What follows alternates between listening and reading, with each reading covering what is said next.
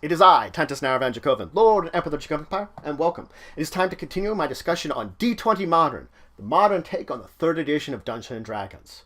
We last left off, we've been talking about game mastering. Let's dive into game mastering some more. So, let's talk about building your adventure now. Your adventure, oftentimes called a mission, is going to really be a series of encounters that your players are going to have to go through. These have to be sort of cogent. They have to fit together. And whatever storyline you're crafting has to fit in between all of these encounters and make sense. Each individual encounter should have its own goals or things that your characters will have to accomplish in relation to it.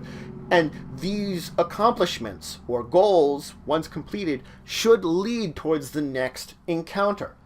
This isn't to say that success or failure couldn't be an option. Your characters could succeed at this encounter, or they could fail at the encounter. Regardless, both of these options should lead towards the next logical encounter and affect all the encounters to come. If they fail in a point in time, it might have a larger effect on every encounter down the line. You have to remember that. Now, a linear adventure is basically a straight path. You're going from encounter to encounter to encounter and encounter. The thing about a linear is it's quite easy to write. You're knowing where everybody is going from point A to point B to point C. It makes it a very kind of straightforward storyline. The thing is, what you're going to have to do is you're going to have to make it more than just one way of moving from A to B. You're going to want to set up a number of ways to move in between each encounter. And the reason behind this is that you're making it that your players will have options to figure out how they're facing down this line. The point is not to make them feel like they're being railroaded. They will feel like they're railroaded if there doesn't seem to be a lot of options in here. They don't feel like they're getting a lot of options. They feel like, well, we can only follow this path. Because the fact is, when you reach the climax of your roller coaster, you should have all these ups and downs that fills them with so much excitement that they haven't realized they've been along a straight track the entire time. That's the trick of a linear adventure, to make them think that they had all these options in the world. They didn't really. Now, a nonlinear adventure is almost a flowchart of possible paths the players could take. It's going to be up to a combination of you, as the game master, and your players, to figure out the direction they're going to take in all of these various different encounters. The story will be a lot more difficult to write, to keep up with, than, let's say, with the linear storyline. It's going to be up to you to make sure this storyline is inserted between all the various encounters. You, as the DM, are going to take all of your elements together, weave them into this sort of location. Throw your players in and have them sort of start out everything, and it's going to be up to you, while they're going through all these encounters and traveling their different lines, to weave these elements in and make sure the entire adventure, the entire story is coherent.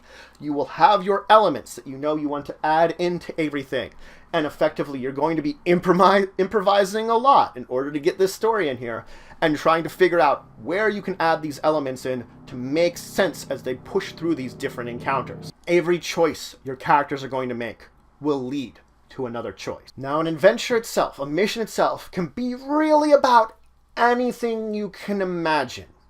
But most ones in D20 Modern fall under 4 categories.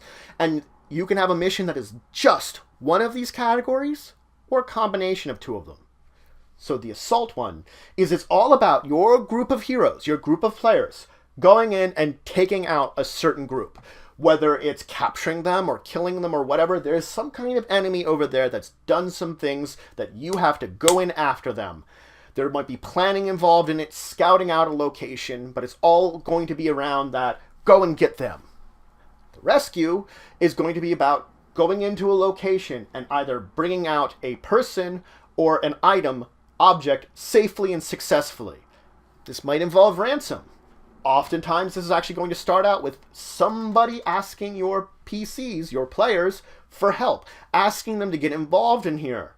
And it's going to be about them basically then helping out to get this, whatever it is, safe. Mystery is about just that, solving some kind of mystery and coming up with a proper explanation for it. It's going to focus on your heroes, trying to go about their ways of figuring out what that explanation to this mystery is, to figure out the answer to it.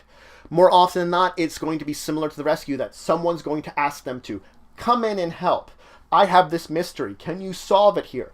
So the beginning of that game is going to be your players basically being asked to help out, and probably them getting their initial investigation or exploration of the location where the mystery occurred to get that initial bits of information they're going to need to solve the mystery. Now, exploration is all about exploring an unknown location, some place that they just can't learn about very easily, that they've got to go in there and explore it.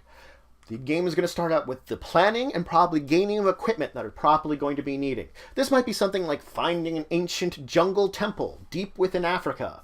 That's an exploration adventure. Now, as I said earlier, you can combine any of these fours. You can have them actually lead from one another.